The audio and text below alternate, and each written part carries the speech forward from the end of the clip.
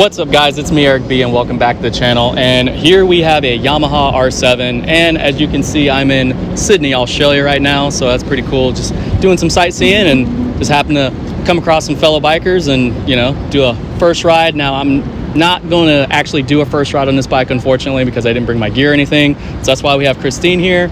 She's going to talk about the bike. This is her bike, and, you know, why she likes it, why she got it, some mods and stuff like that. And without further ado, Christine, tell us a little bit about the bike and why you purchased it.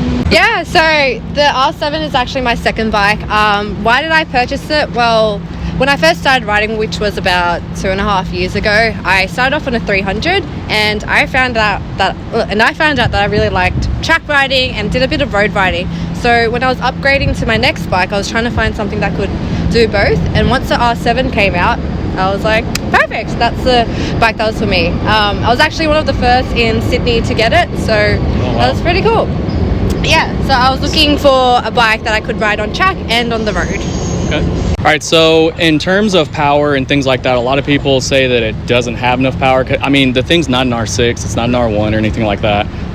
But what do you like about it and what do you not like about the bike? Yeah, so what I like about the bike is, personally, I think it's the perfect bike for me and my style of riding and my skill level. So when I was looking for a new bike, I was looking for something that, like I said, I could ride on road and track. I'm not a crazy speed demon. I'm not someone who wants to redline in 6th gear down the straight or down the road. So what I really like about it is the way that it's been built. It's quite narrow and it's not as wide as, say, the R6. So I find it quite easy to flick around into corners, which makes it really fun for track.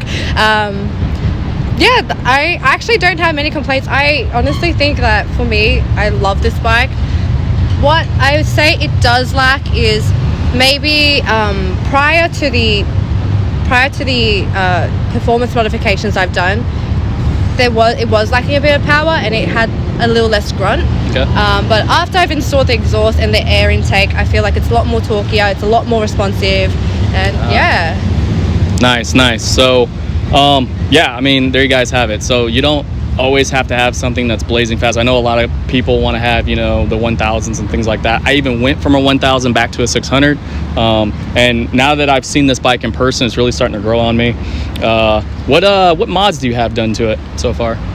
Yeah, so in terms of performance mods, I've only done 2. So I've changed the air intake to a performance filter. So replaced the stock air filter with the DNA performance air filter lid, and I've got the full system Akrapovic. No one can ever say that. It's Akrapovic, I believe that's how it's supposed that to be exhaust. Yeah, and that's what I've got done as well, the full system titanium exhaust. Okay. So I do feel like after I've made those 2 changes, the bike does feel like a completely different bike. It's got a different personality. Did you get it tuned or anything yet? I know you had it on a dyno, right? Yeah, it's got the Woolwich standard tune on it. Okay, yeah. Nice. And then just other little things you have done, you know? Yeah, so cosmetic wise and crash protection, I've got your standard Oggy knobs, engine case protectors, front and rear sliders. Nice. Yeah, I got the zero gravity windscreen that actually came from an R6. That's really for cosmetic purposes. I got it in the light tint as well, so I could see through it at track. And yeah, I don't think, apart from that, I did get custom decals done on the bike because I didn't really like the original yellow color scheme that they had on the front, so I wanted to change that to gold. And yeah, and I guess, like, right here, the Glam Edition, that's my anti-theft proof decal. So I don't think any guy wants to steal a bike that says Glam Edition on that. Nice. And I really like this color scheme, the 60th anniversary. I know the R1 also did this in that color scheme as well. But yeah, other than that, I mean, this thing looks really good. I see you've been shredding it on the track. You know, you got some nice wear on the sides of the tires there. And other than that, guys, one more thing, as far as height and everything, I know you have the suspension tuned for you for the track, but I'm a taller rider. Obviously, I can pretty much flat foot almost every bike I get on. But what about you? Your height and being able to flat foot it? So I'm 163 centimeters tall, which I think is 5'4". And no, I can't flat foot, but I can put 1 foot down, and that's all you need. So you don't need to flat foot your bike to be able to ride it, because you don't ride with your feet down. All right, and there you go. And one last thing, do you think this bike is good for a beginner?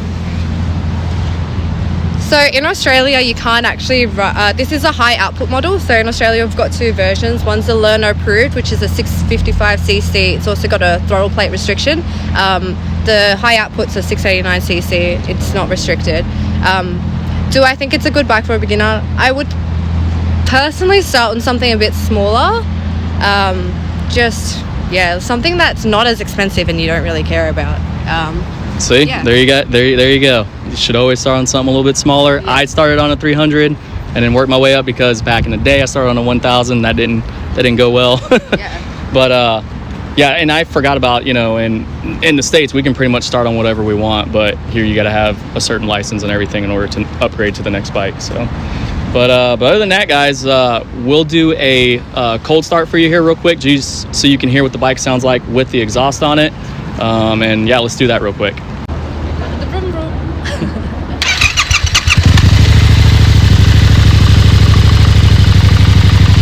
low start.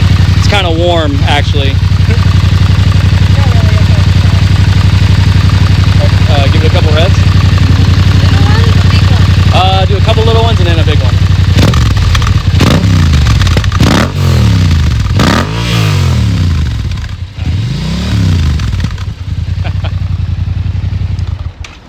Nice. That actually sounds pretty good. But yeah, guys, so if you are looking to pick this bike up, now you kind of have heard it from someone that owns it, takes it to the track, rides it and everything like that. I'm sorry that I wasn't able to do a first ride for you guys, but maybe in the future I'll be able to do one. And also sorry about my mic. I had some technical difficulties with my actual mic, so we had to resort to plan B with the phone. But if you guys are new to the channel, be sure to subscribe. If you're liking what you're seeing, definitely give me a like. And we will see you in the next one. Peace.